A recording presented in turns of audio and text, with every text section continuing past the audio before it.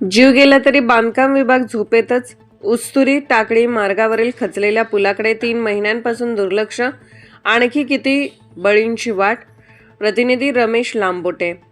उस्तुरी टाकळी मार्गावरील खचलेल्या पुलामुळे एका युवकाचा जीव गेला तर 3 युवक गंभीर जखमी झाले.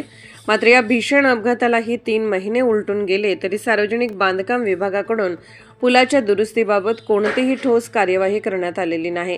त्यामुळे प्रशासनाच्या निष्क्रियतेविरोधात ग्रामस्थांमध्ये तीव्र संताप व्यक्त होत असून आणखी किती जीव गेल्यावर प्रशासन जागे होणार असा संतप्त सवाल नागरिकांकडून उपस्थित केला जात आहे. उस्तुरी गावाजवळील सुमारे 100 फूट रुंदीच्या ओढ्यावर असलेला हा पूल टाकळी, कलमुगडी, औराद, शहाजानीसह अनेक गावांसाठी जीवनवाहिनी ठरतो. मात्र पुलाची उंची कमी असल्याने दरवर्षी पावसाळ्यात पुलावरून पाणी वाहते आणि वाहतूक पूर्णपणे ठप्प होते.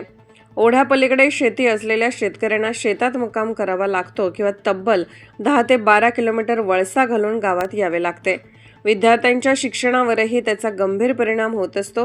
ग्रामस्थ व ग्रामपंचायतीने अनेक वेळा नवीन पुलाची मागणी केली होती. आमदार अभिमन्यू पवार यांनी घटनास्थळी पाहणी करून तातडीने प्रस्ताव सादर करण्याचे निर्देश दिले होते. मात्र प्रशासकीय दिरंगाईमुळे हा प्रस्ताव कागदावरच राहिला आणि प्रत्यक्षात कोणतीही कामे सुरू झाली नाहीत. दरम्यान 4 मे रोजी लग्न समारंभावरून परतणारी कार खचलेल्या पुलावरील मोठ्या खड्ड्यात जाऊन थेट ओढ्यात कोसळली. या भीषण अपघातात 3 युवक गंभीर जखमी झाले. त्यापैकी एका युवकाचा 7 मे रोजी उपचारादरम्यान मृत्यू झाला.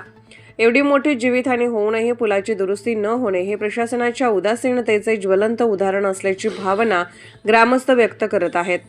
धक्कादायक बाब म्हणजे या धोकादायक पुलावर कोणतेही इशारा फलक, दिशादर्शक चिन्हे किंवा संरक्षण कठडे नाहीत. पुलाचा मोठा भाग खचल्याने रस्ता अरुंद झाला असून प्रत्येक वाहन चालकांना अक्षरशः जीव मुठीत धरून प्रवास करावा लागत आहे.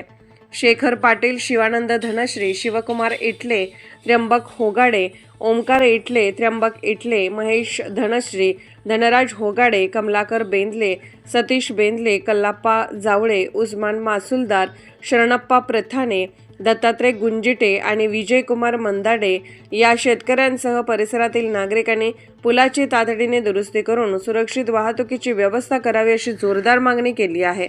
आता तरी जागे व्हा.